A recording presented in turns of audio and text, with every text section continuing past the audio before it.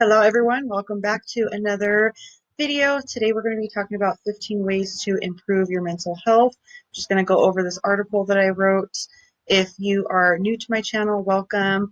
Go ahead and hit the subscribe button and don't forget to click on the bell to get notified of new videos. This is Carrie Smith from connectwithcarrie.com.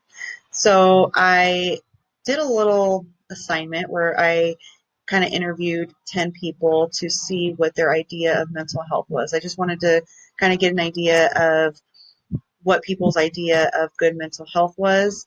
And for the most part, people do, they understood what mental health means. But what I did notice is that a lot of people just aren't too sure on how to maintain their mental health. So that's what I'm going to be talking about today. I'm just going to go over 15 different ways to improve your mental health. So if you have anxiety, depression, or any other mental illness, these 15 things have really helped me and I know are really important in order to maintain your mental health. So first, let's talk about what mental health is. So mental health is the level of psychological well-being, or it's an absence of any mental illnesses.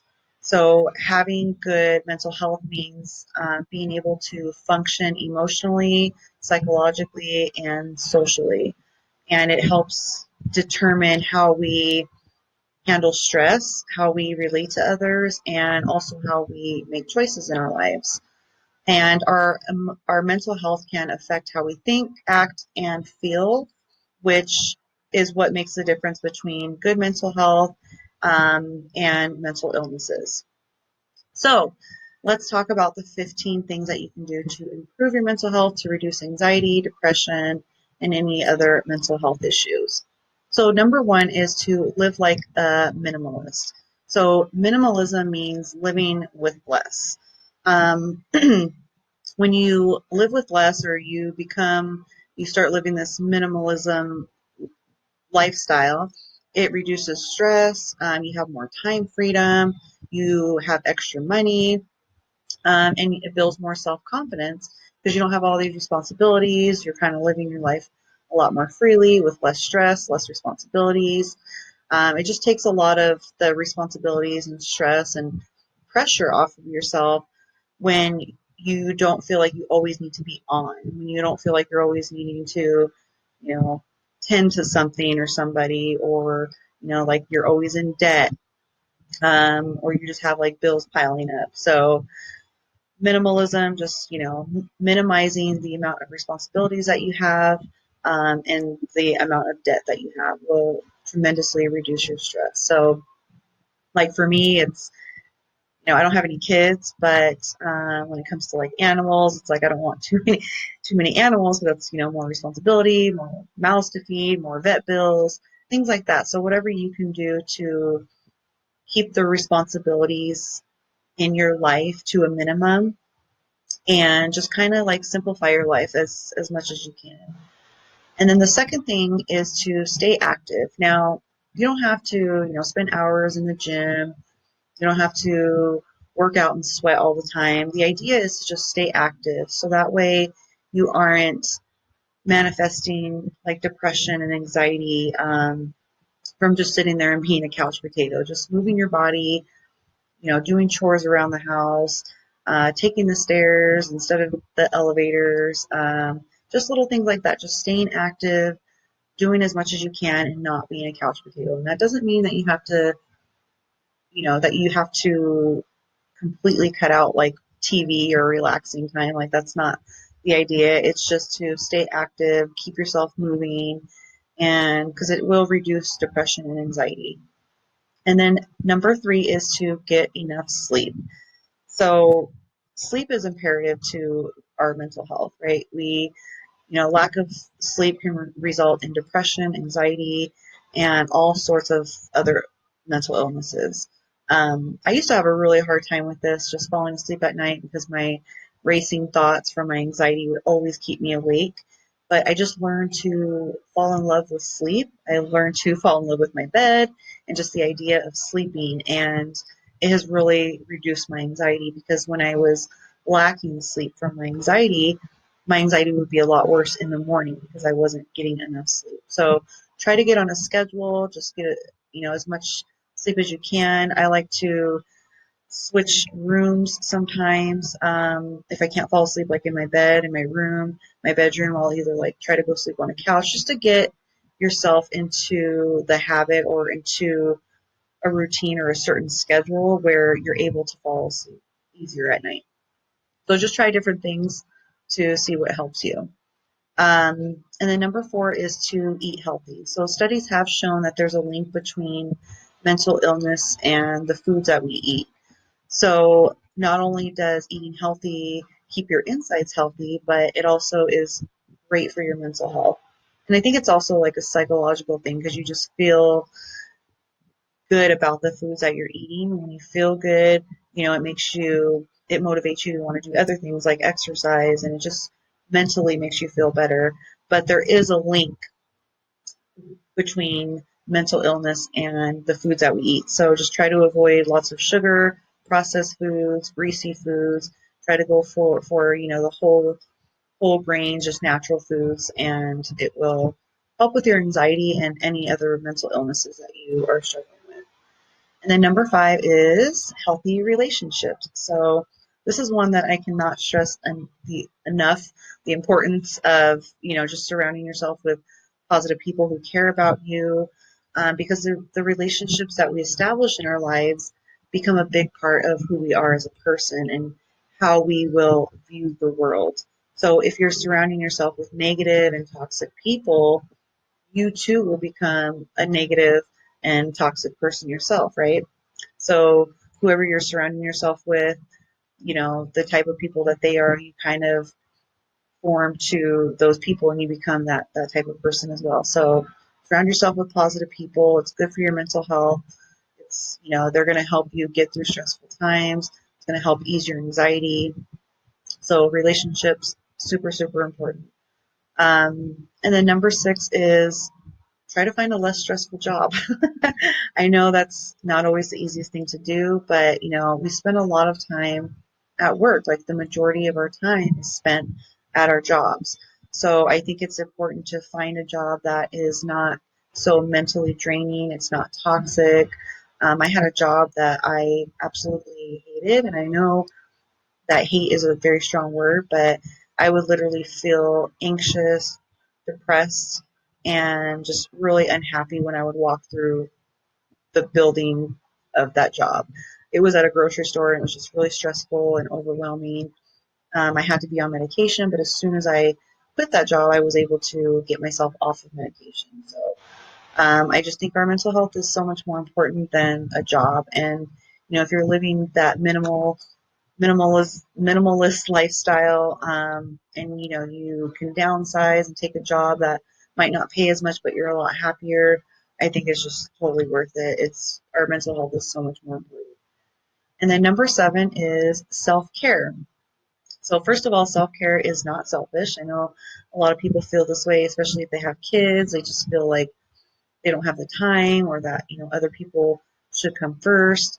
But we need to be taking care of our physical, emotional, spiritual, professional, and our educational self, um, like self-care. Like those are all forms of self-care. And doing this on a daily basis, just being mindful of the things that you're doing to take care of yourself is extremely important. It's good for your mental health. Nowadays, we're just all so busy. We're constantly on the go that we, sometimes neglect these areas of our lives, and then we start to feel it, right? We start feeling it after a while because we feel drained, we feel exhausted, and we just need to take that time to take care of ourselves and make that a priority. And number 8 is to engage in hobbies. So having hobbies not only keeps you occupied when you're feeling bored, but they can also reduce stress, they can reduce anxiety, and according to studies, they can even reduce or lower your blood pressure. I just feel like hobbies kind of give you a sense of purpose because they can make you feel accomplished and proud of the things that you create or complete. Some things that you can consider doing is, gardening, sewing, painting, coloring. There's so many different things that you can do. Just find what works for you. Find something that helps you unwind after a long day, or just on your days off, something that gives you a sense of purpose and makes you feel good. And then number 9 is to do mindless things. So you always hear people talking about being mindful, right? I talk about that all the time. But, sometimes we just need to turn our brains off and do mindless things that don't require too much thinking or doing. So mindless things such as watching TV, scrolling through social media, working on a puzzle, right? Just easy things that don't require us to have to think too hard. um, something that we can just enjoy. It helps us unwind and just a good, passing time, something that you can do during like downtime when you have nothing to do instead of trying to think of something that you need to do. Oh, I need to do this, I need to do that. Keeping your brain working all the time, it's good to kind of give your brain that break and just do mindless things. Some things I like to do is go swimming. I watch Netflix, I journal, whatever it is that helps you to just kind of unwind. It makes you feel good at the same time, but you don't have to think too hard. Those are all great things for your brain. And then number 10 is to take a break from social media. So, on the contrary to what I just said about um, going on social media, scrolling through social media as a mindless act, sometimes you want to take a break from social media. I know a lot of times it can make you feel incompetent, it can make you feel like you're doing something wrong in your life or your life is boring because you're seeing a glimpse of other people's good memories, because that's what people tend to post on social media is just, their good and happy memories and moments. They're not going to show you their bad moments. And so all you're seeing are these happy moments, which can make you feel like you're doing something wrong. And that can be, bad for your mental health if you do that too much. If you're constantly on social media, comparing your lives to other people, just not good. So just remember, you're only seeing the happy moments on social media. So if you need to take a break, if you feel like it is affecting you, just take a break from social media.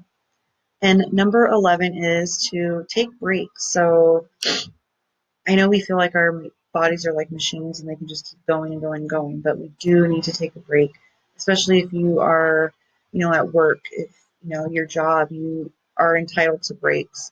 So even if you just are taking a break to go out and get some fresh air, to get some sun, to get a drink of water, a bite to eat. I just remember at my last job, I, sometimes would go the whole entire 8 hours without taking a break at all. And I would just feel drained. You start to feel it, and over time, it wears us down. So make sure you're taking breaks, no matter what it is that you're doing, even if you're at home, whatever you're doing, just kind of break things up, and it's good for your mental health. And then number 12 is to slow down. So as I mentioned before, we're also used to, the hustle and bustle and the fast-paced lifestyle that we forget to slow down. I actually noticed this with my husband. He's, works at a fast-paced job. So when he comes home, he's doing the same thing. He's moving around fast. His shoulders are tense. And I have to constantly remind him, slow down, relax your shoulders, take things slow, right? We're putting an urgency all the time on everything that we do, even when it's not necessary. So when you can, take that time, notice, certain times that you can slow down, like when you're cooking, when you're cleaning, doing chores, just be mindful of that and just try to slow yourself down whenever possible. And then number 13 is to avoid drugs and alcohol. This sounds like common sense, but some, alcohol and drugs can be a, temporary relief, but long-term effects are, outweigh the short-term temporary relief that you might get. And I did link some videos here for you to watch just to see how drugs do, affect the brain. So you can, of course, indulge in, maybe a glass of wine or whatever it is that you're into, but overindulging is when it can become harmful, or not only, health wise, but for your mental health. Anxiety, depression, like all of that can be intensified when you overindulge in those things. And number 14 is my favorite, which is to meditate. If you are looking for a complete mental makeover, meditation is your go-to. That is your guide. I honestly feel like meditation has been the number one thing that has really helped me with my anxiety, reduce my anxiety. It just helps you slow down. It helps you to be more mindful. And there's just certain things that go on in your brain. There's, studies that have been done that show that how much meditation helps with, change the brain and helps you slow down and reduce anxiety, stress, helps you sleep better. So many benefits of meditation. So make sure you're practicing meditation daily if you can, twice a day, even better. But whenever you can find a moment to just relax, put on some meditation music, close your eyes, and just try to clear your mind and just, be in the moment is really what meditation really helps with. So I like to do 20 minutes at night. Sometimes I'll even go longer than that. So it's up to you. Don't put the pressure on yourself to do a certain amount of time. Just do what feels good to you and then slowly work your way up to more time. And last but not least, number 15 is therapy. So therapy is a great way to improve your mental health and work through traumatic experiences. So if you have gone through a traumatic experience, therapy, some people don't feel like therapy will work, but I think talk therapy is a great way to get through traumatic experiences. A lot of us, a lot of the times we hold things inside. We don't want to talk to people. We feel like we're going to be judged, or we just are embarrassed. There's a lot of different reasons why people won't talk to people that we know, friends or family. So going to see a therapist is, I think, a great way to just get things off your chest. If you've been holding things inside, it just makes you feel a lot better. And plus you get a different perspective from someone else who's going to walk you through these things and talk you through these traumatic experiences. And if you don't feel comfortable going to see a therapist, a great way to do this is online. So I linked right here, onlinetherapy.com.